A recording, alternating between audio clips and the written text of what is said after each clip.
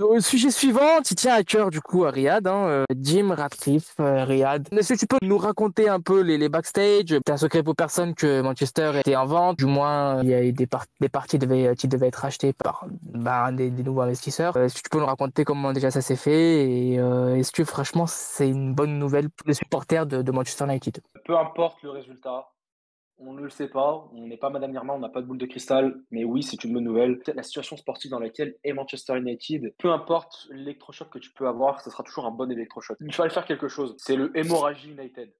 Il y a une hémorragie interne. Et pour le coup, quand je dis interne, en fait, je parle vraiment, c'est le jeu de mots, mais c'est vraiment l'organigramme. Oh, Il y a un totalement, gros totalement. problème. Peu importe les changements que tu feras sur cet organigramme, c'est-à-dire l'organigramme de la direction sportive, financière, commerciale, marketing, etc., ce sera un bon changement. Je ne sais pas ce que vaut Radcliffe. Je sais simplement à travers ce qu'il a pu faire à Nice. Mais bon, pour ce qu'il a fait à Nice, on n'a pas l'impression qu'il était forcément vraiment intéressé par le projet. Il a toujours voulu avoir un club de première ligue. Donc en soi, il n'y a pas de précédent en fait. Il n'a jamais eu de club de première ligue. Il se dit supporter de Manchester United. Moi, j'ai pas grandi avec lui, je peux pas vérifier. Puis j'en ai rien à foutre tant qu'il met les sous. C'est le principal. Oui, c'est une bonne nouvelle. Parce qu'à terme, c'est un secret de polichinelle, il obtiendra la participation majoritaire. Donc le club sera à lui, peut-être dans 1 an, 2 ans, 3 ans. Plus que pour nous, supporters, allez, voir le verre à moitié vide, plus que 5 ans, je dirais, à supporter les Glazers. Puis ensuite, on verra et là, on passera vraiment dans une nouvelle ère. Donc oui, c'est une bonne nouvelle, je le répète. Il fallait un changement et là, les changements qu'il est en train d'amorcer, on va lui faire un bilan et après, Il va avoir peur.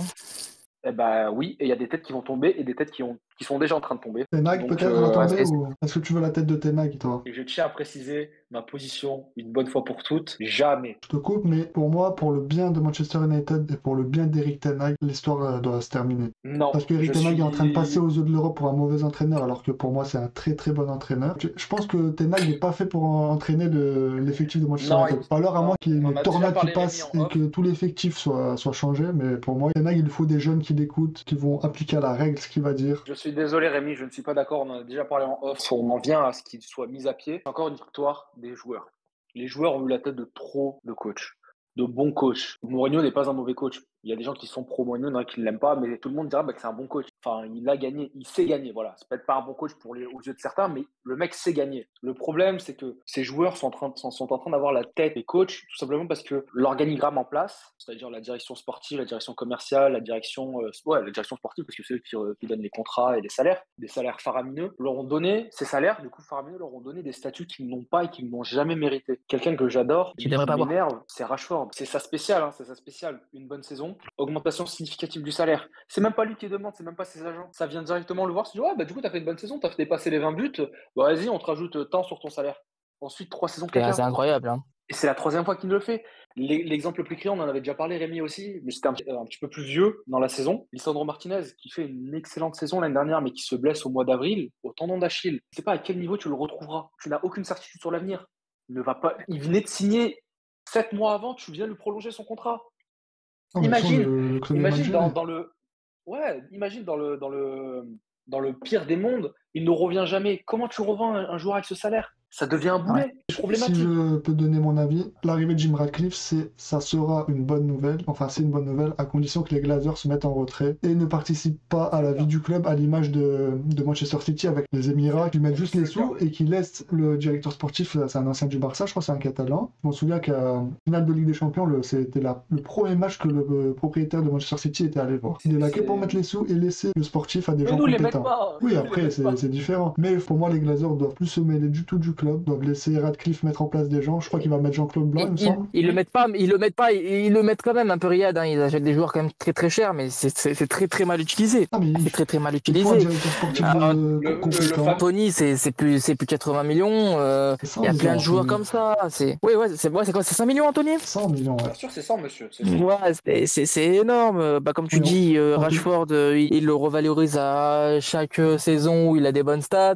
Tim Radcliffe, faudra voir aussi du coup quelles sont ses ambitions, quels sont ses moyens. Ça, on n'a pas de doute. Il a les moyens. Petit aparté, les perdants, je pense, dans l'histoire, ça va être le GS Nice qui va du coup être un club satellite. Qui va se retrouver être un club satellite de Manchester. Bon, après, s'ils reprennent 2-3 petits jeunes du centre de formation de United, c'est pas le projet de base pas de Nice. C'est pas de formation d'Europe, mine de rien.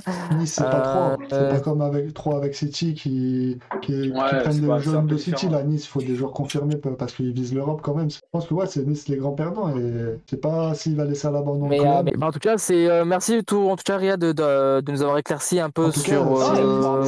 si Jim Ratcliffe prend Jean-Claude Blanc, ça peut être intéressant pour vous. Non, mais c'est sûr. Bon, là, on est à la phase d'audit, hein, vraiment. On est à la phase de état des Oui, lieux c'est de le début, c'est le début.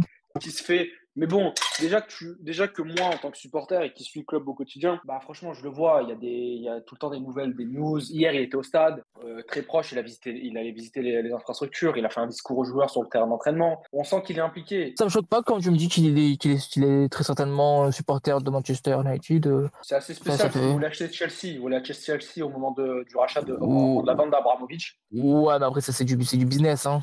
Il voulait tellement avoir un club de première ligue qu'il s'est jeté sur le premier club. Ouais, c'est du business, hein. Puis après, Chelsea, c'était un peu l'occasion à saisir parce que du coup, il le vendait à cause du conflit entre l'Ukraine et la Russie. Pour vraiment finir, genre, est-ce que c'est un bon coup? Moi, je répète, oui, c'est un bon coup. Enfin, c'est un bon coup, c'est une bonne chose parce que l'état de lieu est catastrophique. Il fallait changer. Ça peut pas être pire. Hein, voilà, exactement, c'est ça le terme. Ça peut pas être pire. Et puis, c'est comme un transfert. Bon, bah maintenant, t'es là, bah boss, montre-nous. Ça marche pas, bah écoute, ça marche pas, ça marche déjà pas, on n'a rien à perdre. Une petite question comme ça, est-ce qu'il y a des joueurs de Nice que tu aimerais bien récupérer? Un joueur comme Todibo, ça peut être pas mal, Todibo en défense pour remplacer. Allez, Todibo à la rigueur, ouais. Todibo à la rigueur. Ndachiminié qui est pas mal. Bon, après, ça reste au niveau Ligue 1. Je sais pas si en première ligue il pourrait s'imposer, mais Ndachiminié, c'est très bon. Il y a que Todibo à la rigueur, oui, en plus, qui a un prospect aujourd'hui qui est en plus international français et tout ça, mais sinon, le reste, on parle de Manchester United, quoi. Donc, faut que ce soit quand même un club qui ait des ambitions, des grandes ambitions, qui retourne au summum de l'Angleterre. Le dernier titre, c'est 2013, c'est 11 ans. Ça fait mal, hein. Franchement, ça fait mal, hein. Ça fait très mal. Pour un club comme Manchester United, c'est terrible, hein, de se dire ça. Donc, déjà qu'ils retrouvent le firmament en Angleterre, puis après l'Europe, on aura le temps d'y repenser après.